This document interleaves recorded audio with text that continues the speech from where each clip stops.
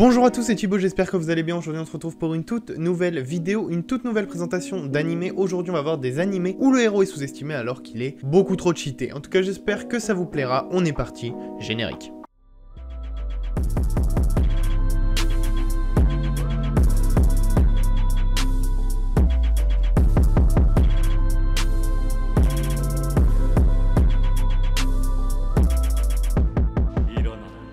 On va parler de Zankyu no Terror, disponible sur Wakanim, il y a 11 épisodes de 23 minutes, c'est sorti en 2014, ça rentre dans plusieurs genres, drame, mystère, psychologique et thriller. Pour le synopsis, un jour il y a une bombe qui va exploser à Tokyo. Les personnes qui sont à l'origine de cette explosion, de cet attentat, sont deux jeunes qui se font appeler Sphinx. Mais tu vas te rendre compte qu'en fait cet événement, c'est pas juste un acte terroriste qui serait de faire exploser une bombe et de faire un maximum de morts. Non, il y a quelque chose qui se cache derrière cet événement. En gros, on va se retrouver dans un jeu qui va être lancé par ce duo et qui va impliquer toute la population japonaise. C'est un anime qui est très sympa, assez original, j'ai bien aimé le regarder. C'est disponible sur Wakanim, donc vous trouvez ça assez facilement.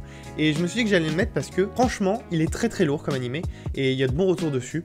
Donc je me suis dit, pourquoi pas. On passe tout de suite au deuxième. On va parler maintenant de 07 ou 07 Ghost, sorti en 2009, il y a 25 épisodes de 24 minutes. Ça rentre dans plusieurs genres, action, comédie, drame et fantasy. Nous on va suivre notre jeune Teito qui est dans une académie militaire et il va réussir son examen pour devenir militaire. Il a pas eu un passé facile, on se moquait un peu de lui parce qu'en fait il était esclave. Mais par la suite il va rencontrer une personne, Mikage, et il va devenir très pote avec. Par la suite on va se rendre compte qu'en fait notre Teito, il cache quelque chose, c'est pas juste une personne banale et donc l'armée va tout faire pour capturer notre Teito et vous allez suivre l'histoire de ce personnage et c'est un anime qui est super sympa donc il rentre parfaitement dans cette liste et je pense que vous allez l'adorer donc je vous conseille d'aller voir ça. Katana Gatari, sorti en 2010, il y a 12 épisodes de 50 minutes, ça rentre en plusieurs genres action, drame, fantasy et romance. Nous sommes dans une période appelée Edo au Japon et nous on suit Yasuri Shishika qui est le 7e dirigeant d'une école d'art martial au Japon. Il y vit avec sa petite sœur Nanami qui est une samouraï et qui va lui demander de l'accompagner dans une quête, la quête des 12 épées du légendaire forgeron Shikizaki. Pourquoi elle veut trouver ces 12 épées? Parce qu'elle garantirait toute victoire à son possesseur. L'histoire est très cool, j'ai bien aimé. Je me suis dit que je pouvais le mettre dans cette ligne, même si, bon, il a 10 ans maintenant, mais franchement très sympa comme animé, donc je vous conseille d'aller voir ça. BAM! Je sais pas comment on dit, mais je trouve ça stylé. BAM! BEM, sorti en 2019, il y a 12 épisodes de 24 minutes, ça rentre dans plusieurs genres, action, drame, fantasy, horreur et surnaturel. On va suivre 3 personnes, qu'on nomme Yukai. On va suivre Bem, Bero et Bera. Ces 3 personnes, ils veulent devenir humains, mais malheureusement, ils sont rejetés par toutes les personnes, que ce soit les humains ou les yokai. Pour espérer se faire accepter par les humains, ce qu'ils vont faire, c'est qu'ils vont combattre les monstres qui attaquent les humains pour pouvoir être intégrés, entre guillemets, par les humains. Et c'est un anime qui est super sympa, je vous le conseille.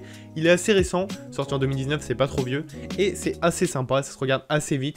Donc si vous l'avez pas vu, n'hésitez pas, c'est très cool. Agure Yusha no Astechika, sorti en 2012, il y a 12 épisodes de 24 minutes, ça rentre en plusieurs genres, action, aventure, comédie, drame, ecchi, fantasy, romance, school life et science-fiction. Nous sommes dans un monde où en gros on peut se balader entre les mondes. Je pense que ça peut être expliqué comme ça. Et il y a un organisme qui s'appelle Babel, du coup, qui protège les jeunes qui reviennent d'autres mondes. Nous on va suivre Akatsuki Osawa, qui revient d'un autre monde, donc où la magie existe, etc. Et il vient de battre un roi démon, c'est assez commun dans les animés. Le roi démon battu lui demande de ramener sa fille avec lui, nommée Miyu, et donc ils vont intégrer tous les deux Babel, et on va voir l'évolution dans cette organisation, ça va pas être super simple, et c'est un anime qui est assez sympa, sorti en 2012, très bien vieilli, même si c'est pas super vieux, et je me suis dit qu'il était intéressant, donc pourquoi pas le mettre dans cette liste, surtout qu'il est grand public. Il plaît à beaucoup de personnes, puisque c'est assez général, et puis ça se regarde assez vite, donc n'hésitez pas à aller voir ça.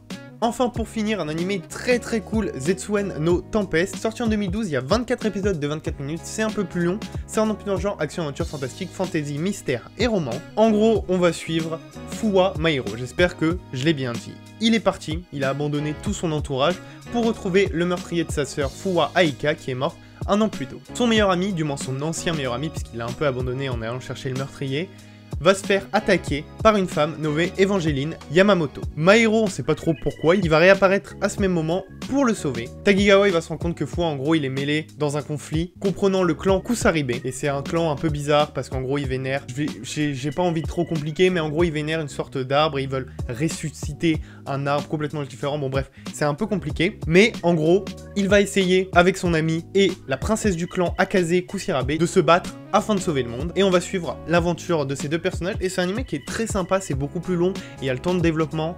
Et j'ai trouvé ça très cool. Il y a d'assez bons retours dessus, donc franchement je pense que celui-là c'est une bonne valeur sûre. Et je trouve ça super sympa, en plus c'est animé par Bones, donc je pense que vous allez forcément kiffer. En tout cas voilà, c'est déjà la fin de cette vidéo, j'espère qu'elle vous aura plu. Il y a de nombreuses choses qui arrivent.